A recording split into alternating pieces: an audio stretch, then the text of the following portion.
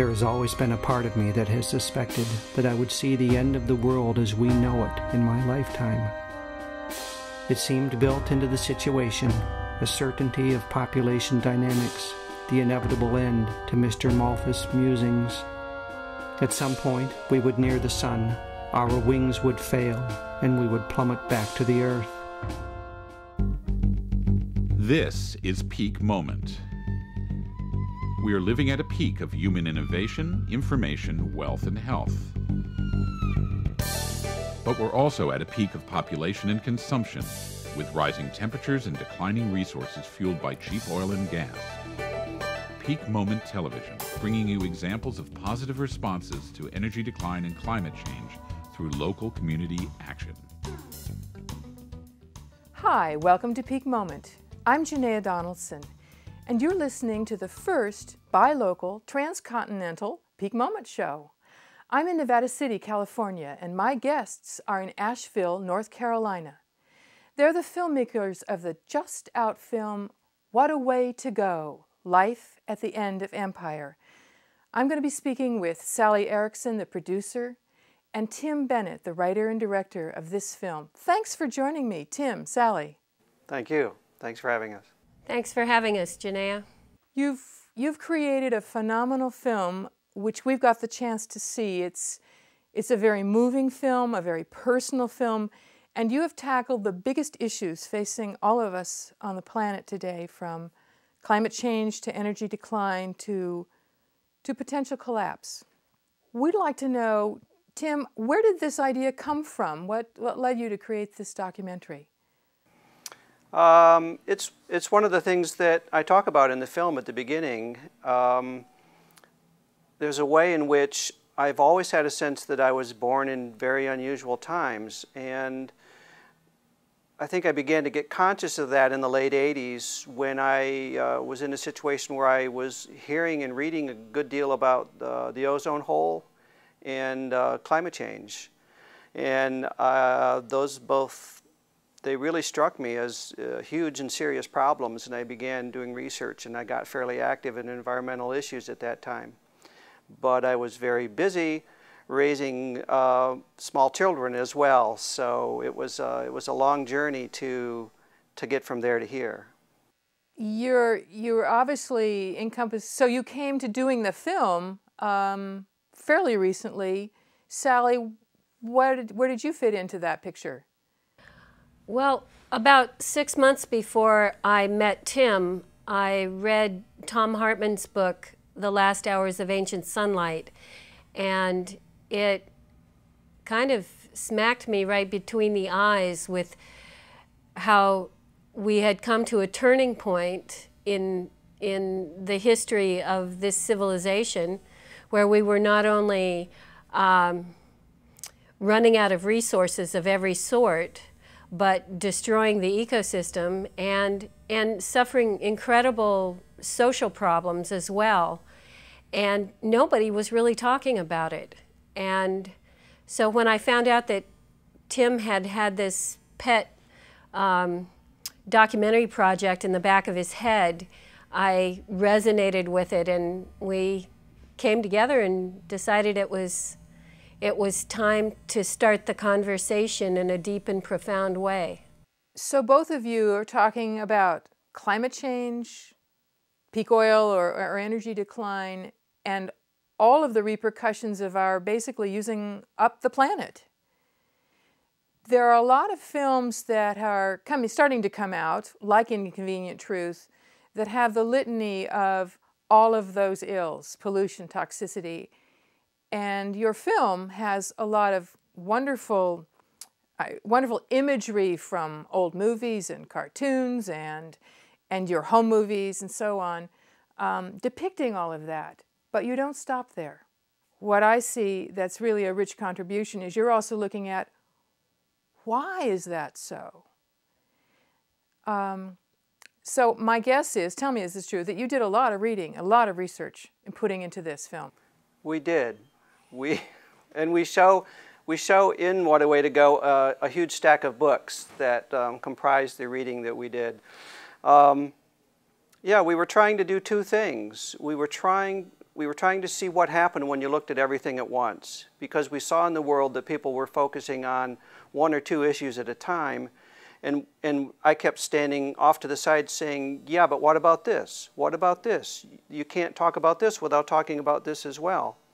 And then we kept having to wrestle with the question, how did we get here? And why are we stuck here? So we found that we had to go deeply into the cultural forces that had created our present situation and that were keeping us in this present situation of just kind of being stuck and not knowing what to do or how to respond.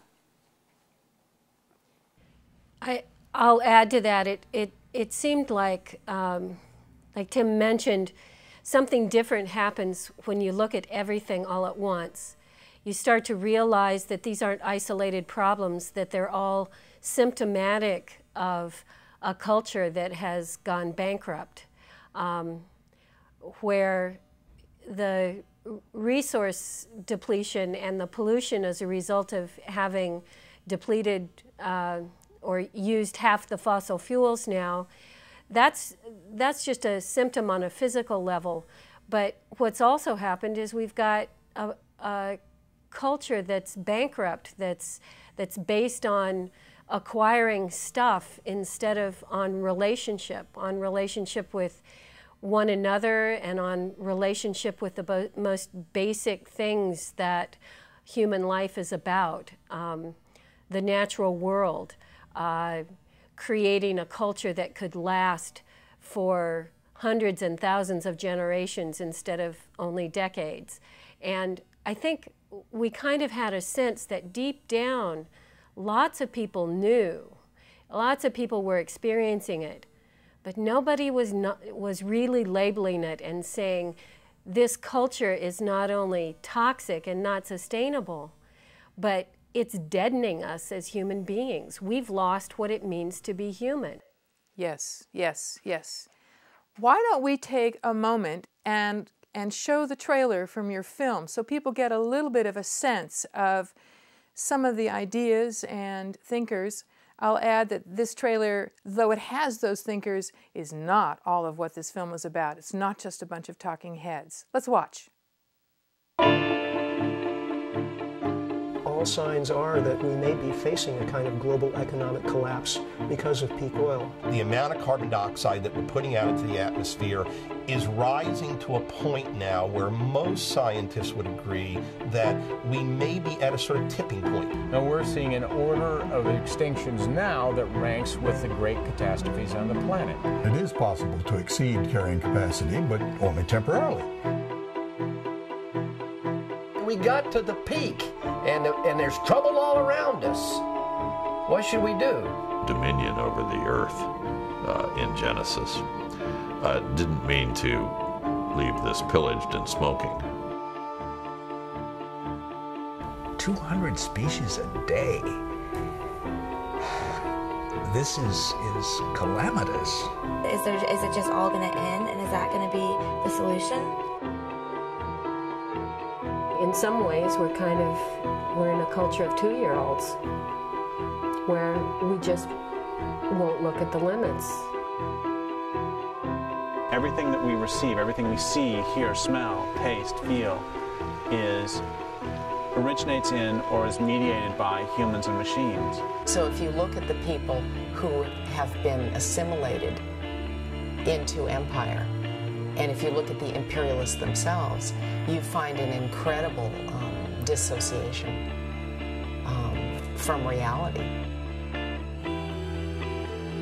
There's no real reason why the entire country of the United States couldn't face reality.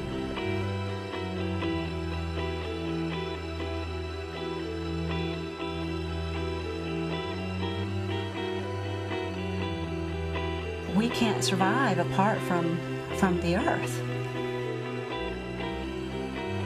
We're killing it.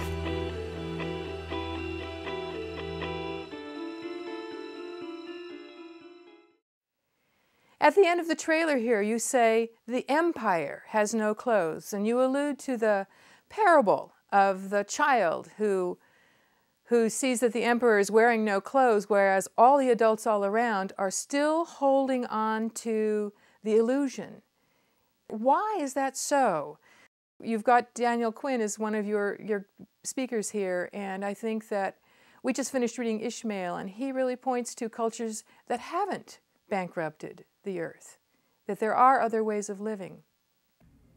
I think we've gotten, one of the things we talk about is that we've kind of gotten stuck in a culture that's addicted to some stories and some ideas that just aren't true. And one of the things we talk about is how addiction, the process of addiction is continually seeking more of what we don't really want, and so never being satisfied, but not ever stopping to ask what is it that we really do deeply want, and then seeking that. Our whole culture is tied at this point in history to the growth economy, and it has to keep growing, but of course it can't. It can't because we have physical limits, but all of the media, all of business, everything is predicated on trying to get people to think that all they need is more. And so, of course, it doesn't work, and it's coming to a halt, and people kind of know that. But it's time to say the empire has no clothes, it's empty, it's gone. We need to stop and reorient and see what it is we most deeply need and want. Yes. And start creating those structures, a whole different culture. The little child in the emperor's new clothes simply pointed out what everyone already knew, what everyone could see, that the emperor was naked. So, in a way, what a way to go is doing the same thing. It's pointing at something which I think, at least at a deep and unconscious level, everybody does know, that no system that's based on continual growth can continue to grow, that no system that destroys more every year can continue to sustain itself, and that no system that uses more and more resources every year can keep itself going. It may keep itself going for a long time, maybe even 10,000 years, but eventually you reach the end, and here we are. So we don't feel like we're actually saying anything that most people don't know. It's some place inside them. I think that's perhaps why it's such a moving film, is that when I watched it with friends, it connected the dots. There wasn't a great deal of new information for me, but what it brought was the feeling, the felt, emptiness of it all, and the imminent changes that we see happening around us. And you dare to use the word collapse, which for most people is a very frightening word.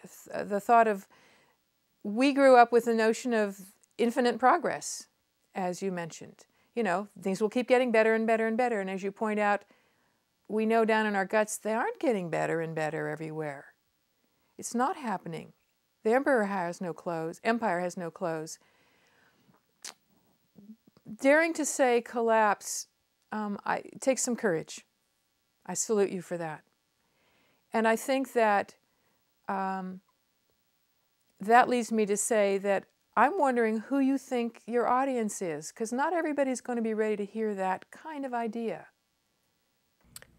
Well, that's an interesting question. In fact, we were sitting with a group of people last night, and we asked that question: what was it that had allowed this group of people to open to the information at the level that they had? And there were a lot of different answers. One of the answers is that people who have grown up, who had early experiences as children being very connected to the natural world, and have retained that connection in some way, have been sensing that this culture was getting more and more disconnected all the time from the natural world, and they were experiencing the pain of that disconnection and separation. Other people, often we found and we've experienced in our own lives, had experienced a personal catastrophe that had allowed them to see that the American lifestyle is not what it's been cracked up to be. To question the basic assumptions, to start questioning progress, the whole notion of progress, that fulfillment is always a little bit down the road, and yet the great spiritual traditions all point to that fulfillment is in the present moment, not in some notion of something better, the progress, the movement towards something. And so learning to question those fundamental assumptions and then look at collapse is a scary word on the outside, or when you think of it as being the loss of all that you've based your life on, but it's also the opportunity for the unveiling. That's actually what apocalypse means, is the unveiling, the revealing of what's true and essential. And so while collapse can seem like a scary word, it's also, we have an opportunity, as Richard Heinberg says at the end of the film, he says, we have the opportunity as a culture and as individuals to fundamentally grow up, to go through a deep transformation of what it means to be human, and to step into a deep sense of purpose and meaning that hasn't been available. You mentioned the spiritual traditions, which I think talk about deeper layers of relationship with one another, with the others that live in our natural world, and living within its limits as a creative joy, as an opportunity. I noticed that, Tim, in your narrative, because what we're doing is we're following your story. You're the narrator. You're telling us your personal journey, and we take that journey with you on a speeding locomotive that's sort of our runaway world. And toward the end, the last section, you go on a walkabout, a vision quest, a journey to find what lays before us that's not mapped out. But you talk about there not being a happy chapter, sort of a nice feel-good ending, the 5 things you can do to save the planet. Can you talk to us a bit about your sense of that, of where we're going, where we're heading, what we can do? How, and more so, I think you point to, who can we be? Yeah, talking about the happy chapter comes directly from my own experience. I've been reading books about this since the 80s, and at some point I noticed that all those, or most of those books, did the same thing at the end of the book, and some of those books were horribly dire in what they saw in the world and what was coming. They all ended with a chapter that was like, don't lose hope. There's plenty of good things going on, and there's plenty to be hopeful, and if we do this and this and this, we'll be able to figure this out and keep it going. And what I noticed is that my reaction to that was, well, great, they're on it. People are taking care of it. I can go back to what I'm doing in my own life. And so I look back now, and it's like, I essentially lost 2 decades where I could have been acting and being in the world in a very different way had I not allowed myself to kind of go back to sleep. And I attribute a lot of that to those happy chapters. And so it was very clear to me I couldn't do the same thing at the end of this film. What I could do was come at the level of being and say, what is the kind of being that has led to this, and who are we going to need to be? We interviewed Thomas Berry, and one of the things he said that really stuck with us is that humans today in this culture live a small, cramped story, the smallest, most tiny, cramped story that humans have ever lived. So what was a big story? What was a big story that we could begin to live into? We found that big story in the work of Joanna Macy and others who began to talk of our current situation in sort of epic terms. The story of the Great Turning told by our descendants looking back on this time. Yes. And we were personally very moved by that story and decided that what we wanted to do at the end of our film was also provide some big story that people could step into. And that point that we are at the defining moment in human history, as David Corton said, who wrote the book The Great Turning, here we are, the Great Turning, and we are the ones being called awake from the trance, the cultural trance, out of the box, to perhaps learn from those who've had cultures that have lived for millions of years quite sustainably here on the planet. So I want to step, in our last 4 minutes here, sort of where now? You both are on a tour showing your film. Tell us, give us a little bit of a sense of where your walk is right now. Well, I feel like we've done what Derek Jensen calls putting our picket pins in. We've grounded ourselves and said we're going to show up and tell our truth as clearly as we can, and invite deep dialogue. And we're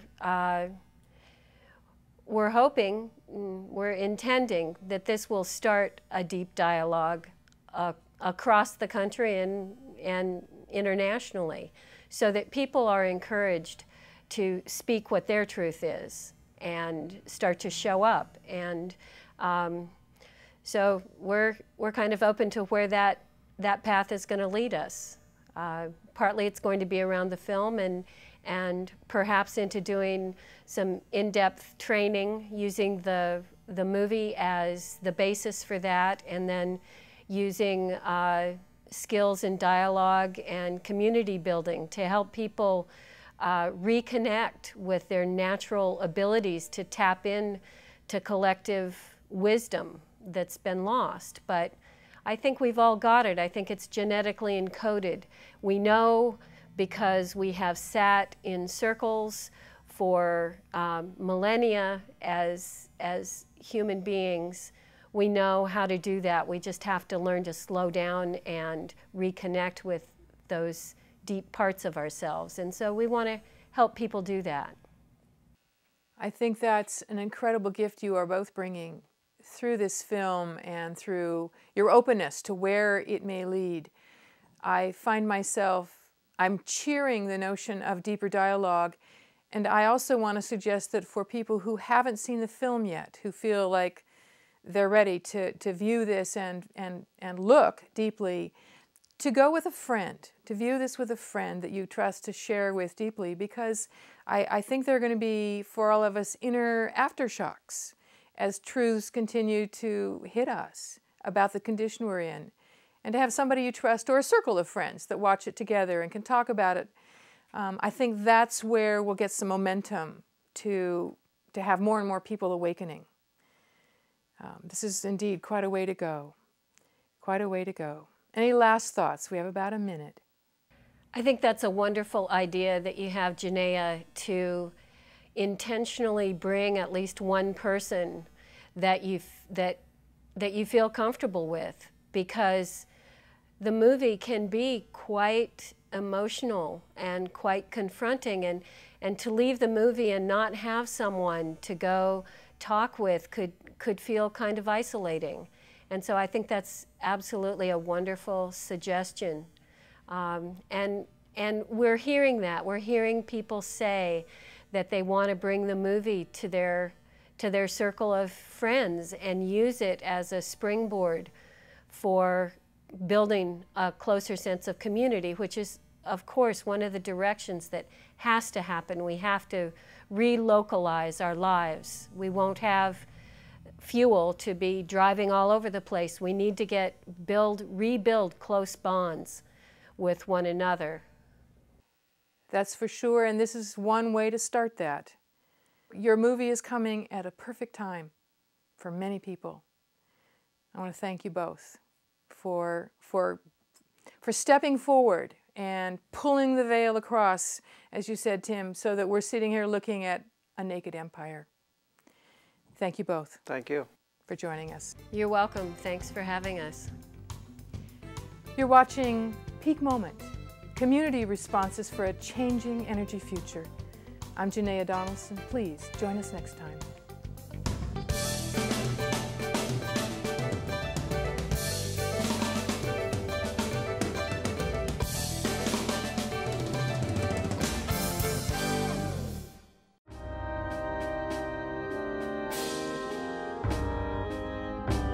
I was born halfway up the population explosion.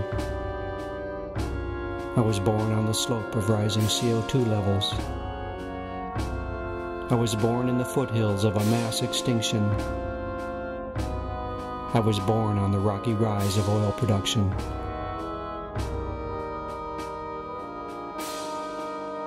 A paradigm shift will require that we question our deepest and most fundamental assumptions. And that will require that we take our current worldview gently in our arms and hold it while it breathes its last. It's time to show up in our own lives and tell our truth. It's time to talk about the world situation with everyone we see.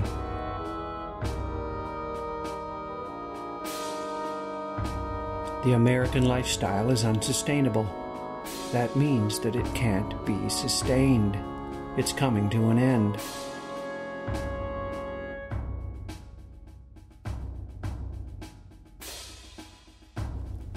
We can do way, way better than empire.